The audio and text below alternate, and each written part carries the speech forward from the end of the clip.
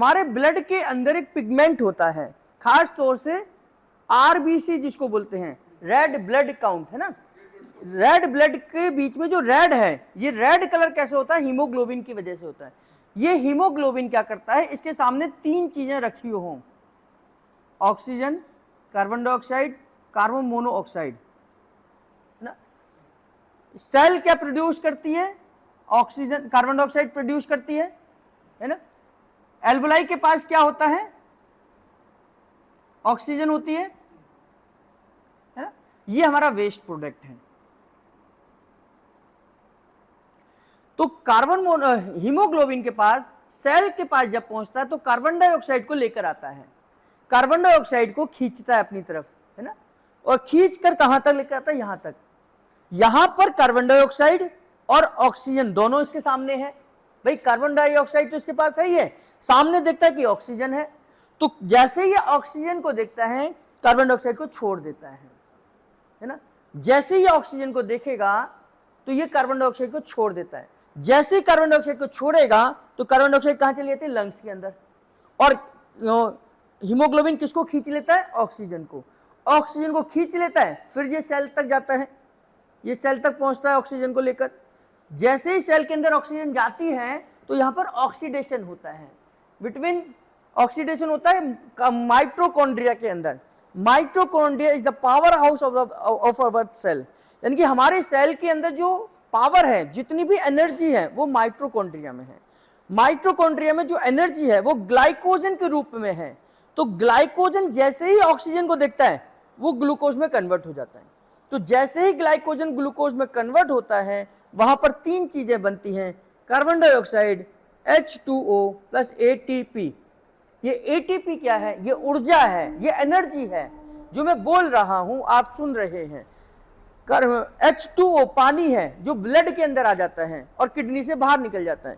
CO2, इसी CO2 को हमारा हीमोग्लोबिन यहां से पकड़ता है।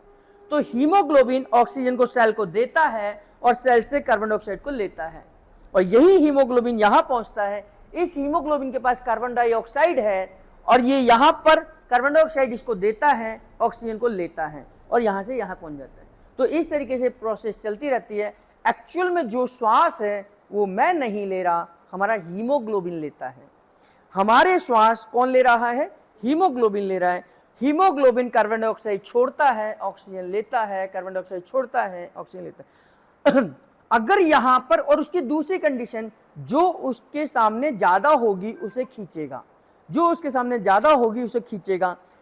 यहां पर जब ये ऑक्सीजन को लेकर पहुंचा था तो ये ऑक्सीजन का तो यूज हो गया, तो यहां ज्यादा क्या हो गई? कार्बन डाइऑक्साइड हो गई। तो इसने कार्बन डाइऑक्साइड को खींच लिया, कार्बन डाइऑक्साइड को खींच लिया। जब ये कार्बन डाइऑक्साइड को लेकर यहां पहुंचा, इसने देखा यहां तो बहुत सारी ऑक्सीजन है, तो ये कार्बन डाइऑक्साइड को छोड़ देता है, ऑक्सीजन को पकड़ लेता है। फिर ऑक्सीजन को लेकर यहां जाता है, ऑक्सीजन का यूज सेल कर लेती है, फिर कार्बन डाइऑक्साइड निकलती है। ये देखता है कार्बन डाइऑक्साइड बहुत ज्यादा है, तो इसको पकड़ के यहां ले आता है। तो यहां ऑक्सीजन ज्यादा है, यहां कार्बन डाइऑक्साइड ज्यादा है, तो इसी चक्कर में ये लगा रहता है। तो ये ऑक्सीजन को लेता है, कार्बन डाइऑक्साइड को यहाँ छोड़ देता है, यहाँ से कार्बन डाइऑक्साइड को लेता है, यहाँ छोड़ता है। अगर इसे रास्ते में कहीं भी कार्बन मोनोऑक्साइड मिल जाए तो ये दोनों को छोड़ देगा, कार्बन मोनोऑक्साइड को पकड़ लेगा। ये दोनों को छोड़ देगा और कार्बन मोनोऑक्साइड को ले लेगा। ये दोनों को छोड़ देगा, कार्बन मोनोऑक्साइड को पकड़ लेगा। इसीलिए कभी आपने सुना होगा, दिल्ली में तो हमने बहुत बार सुना कि जो कुछ लोग अंगीठी जलाकर बंद कमरे में सोते हैं, या कोयला जलाकर बंद कमरे में सोते हैं, लकड़ी जलाकर बंद कोयले में उसमें कमरे में सोते हैं, वो सुबह मृत पाए जाते हैं, यानी मर गए।